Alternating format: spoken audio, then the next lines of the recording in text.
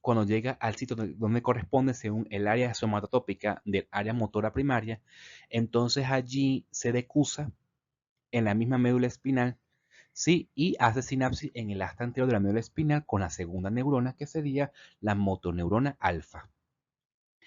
Tomar en cuenta que los núcleos de los nervios craneales reciben una inervación dual. ¿Qué quiere decir eso?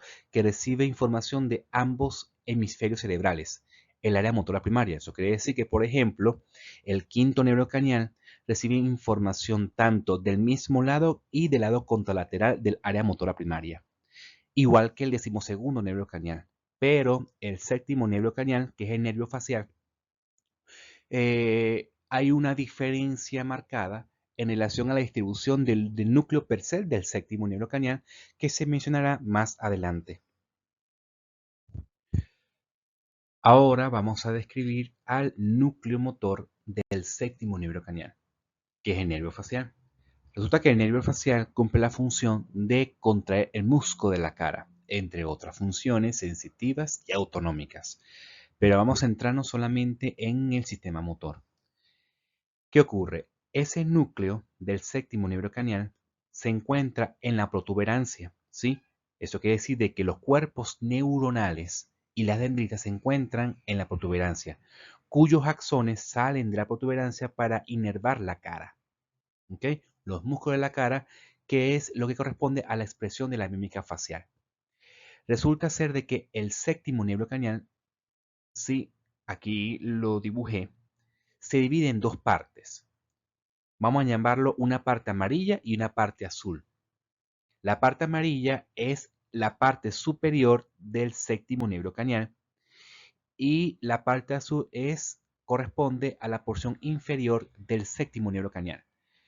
Como esto es un núcleo que se encuentra en la protuberancia, se supone que aquí se encuentran los cuerpos neuronales y dendritas del séptimo nervio craneal. Eso quiere decir que lo que está representado acá es lo que está representado acá. Y de acá van a salir axones, ¿cierto? Que van a inervar la cara. Resulta ser de que la porción amarilla, que es la porción superior del séptimo nervio craneal, va a inervar los 2/3 superiores de la cara. Quiere decir que inerva los músculos de los párpados, por ejemplo, orbicular de los ojos, la frente y parte de la mejilla, ¿sí? Y la porción inferior del séptimo nervio craneal solamente va a inervar el tercio inferior de la cara. Eso quiere decir lo que corresponde a la mandíbula y la orbicular de los labios, ¿sí? Ahora bien, eso es la distribución del núcleo del séptimo nervio craneal en relación a la inervación de la musculatura de la cara. Eso quiere decir de que forma parte del nervio periférico craneal. Resulta que como además tenemos un bulbo raquídeo, la vamos a dividir en la mitad, un lado derecho y un lado izquierdo. Se supone que existen dos mitades de la cara, la mitad derecha y la mitad izquierda. Lo que dibujé acá representa dos núcleos del séptimo nervio craneal, del lado izquierdo y del lado derecho, con su mitad superior e inferior. Eso quiere decir de que este lado derecho del séptimo nervio craneal va a inervar la hemicara derecha y el lado izquierdo va a inervar justamente la hemicara izquierda. Ahora bien, existen dos hemisferios cerebrales, ¿cierto? Un hemisferio cerebral derecho y un hemisferio cerebral izquierdo, con sus áreas motoras primarias, que en su porción lateral me va a inervar la cara, ¿ok? O procesa la información motora de la cara.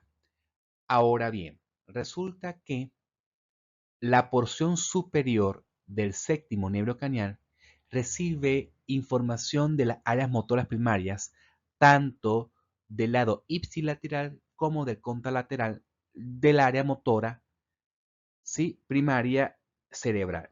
Eso quiere decir de que el séptimo nervio craneal en la porción superior va a recibir, por ejemplo, si estamos hablando de la porción superior del séptimo nervio craneal del lado izquierdo, va a recibir información del área motora primaria tanto del lado izquierdo como del lado derecho, o sea, de los dos lados. Y la porción superior del séptimo nervio craneal va a recibir información tanto del lado izquierdo como del lado derecho, ¿sí? O sea que recibe una información dual de los dos hemisferios. así como ocurre en el quinto nervio craneal y así como ocurre en el 12º nervio craneal. ¿Qué ocurre con la porción inferior del séptimo nervio craneal? Que la inervación no es dual, solamente recibe información del hemisferio cerebral contralateral. ¿Sí? Eso quiere decir de que la porción inferior del séptimo nervio craneal del lado derecho va a recibir solamente información del hemisferio cerebral izquierdo. Y el séptimo nervio craneal del lado izquierdo solamente va a recibir información del hemisferio cerebral derecho. Hemisferio cerebral me refiero al área motora primaria. Eso quiere decir de que la porción superior del séptimo nervio craneal ambos va a recibir información dual de ambos hemisferios cerebrales, mientras que la porción inferior del séptimo nervio craneal solamente va a recibir información del hemisferio cerebral contralateral. ¿Sí? Entonces, aquí es un ejemplo de cómo alteración de la vía piramidal que llega la información hacia el séptimo nervio craneal, fíjense que solamente paralizaría la porción inferior de la cara contralateral. ¿Por qué? Porque la porción superior de la cara se supone que va a recibir información dual. Y a pesar de que un solo lado esté afectado, el otro lado, como está sano, suple el lado enfermo y por esa razón la porción superior va a salir normal. O sea, va a ser a los ojos, va a poder abrir los ojos, etc. Puede, pero no va a poder, ¿sí? Poder sonreír de manera adecuada, se va a desviar la comisura labial hacia un lado porque el lado enfermo no lo puede contraer porque está alterado, ya que solamente puede recibir del lado contralateral del hemisferio cerebral. ¿Qué ocurre? Cuando la lesión es periférica, entonces ocurre lo que se llama una parálisis facial periférica y va a afectar toda la hemicara completa, ¿sí? Eso no puede ni cerrar los ojos ni puede contraer la comisura labial. Ahora bien, fíjense que este es un ejemplo de cómo se afecta la vía piramidal que va hacia el séptimo nervio craneal y lo que corresponde a la parálisis facial periférica.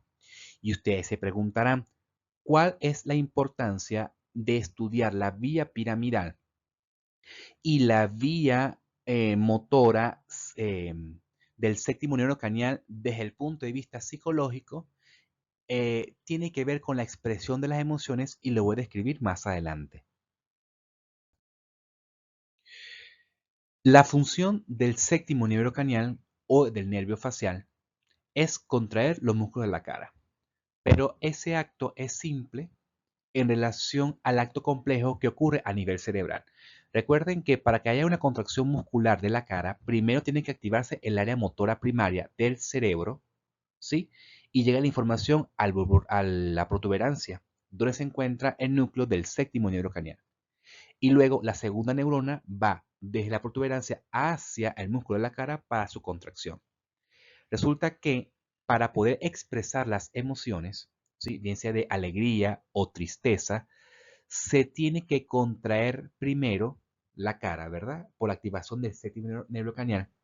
Activación del área motora primaria para que envíe la información al núcleo del séptimo nervio craneal, pero tiene que haber un procesamiento previo de activación del circuito neuronal de las emociones en el cerebro para que la vía final haga que se active el área motora primaria, que luego se active el núcleo del séptimo nervio craneal y que luego se contraiga el músculo de la cara.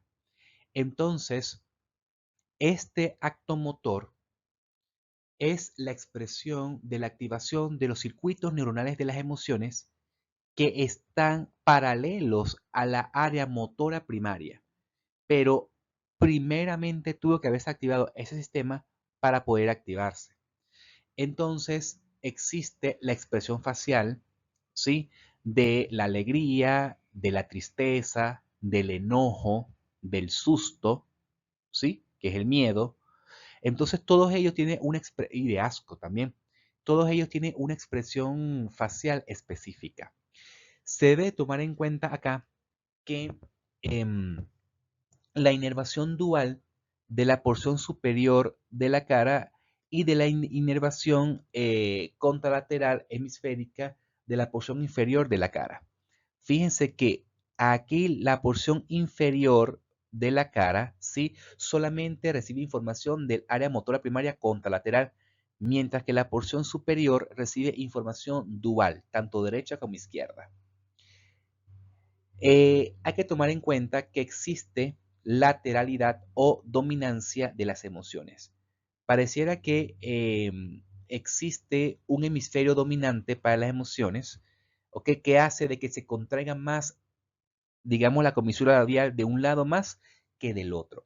Pero eso lo veremos más adelante en el tema de emociones. Por último, eh, recuerden que la expresión facial emocional también contribuye con la confiabilidad a nivel cerebral. Eso quiere decir de que cuando una persona, por ejemplo, aquí en nuestra cultura, cuando una persona le da buena o mala espina en relación a la conducta y al comportamiento, también tienen que ver con la expresión facial. Entonces, una expresión facial se puede identificar cuando la expresión de las emociones es genuina o cuando la expresión de las emociones es fingida, como las sonrisas. Cuando se toma una foto, por ejemplo, ¿sí? Y la sonrisa es fingida o la felicidad es fingida, entonces allí se demuestra en la foto es porque la expresión de los ojos no es natural, no es genuina. Por ende, genera menos confiabilidad en esa expresión de las emociones. Cuando la expresión de la alegría es genuina, entonces hay una contracción muscular de los ojos que es evidente ante la expresión facial, ¿sí? Y eso se demuestra por la inervación dual a nivel hemisférico. Por esa razón es más fácil engañar cuando se contrae la comisura de los labios, ¿sí? A que fijamos estar, por ejemplo, alegres con la contracción del auricular de los ojos. Ojo, el sistema de la expresión facial se vuelve complejo en pacientes que tienen algún problema de la coordinación muscular, ¿sí? Hay pacientes que tienen inclusive cara de cera. Son caras inexpresivas porque justamente está alterado la contractura muscular. Aquellas personas que se colocan Botox, entonces también puede disminuir la expresión facial en vista de que el músculo no se contrae adecuadamente. Pero el sistema nervioso en relación a la vía piramidal y la vía del séptimo nervio craneal puede estar funcionando adecuadamente, simplemente que la contracción muscular es inefectiva para la expresión facial.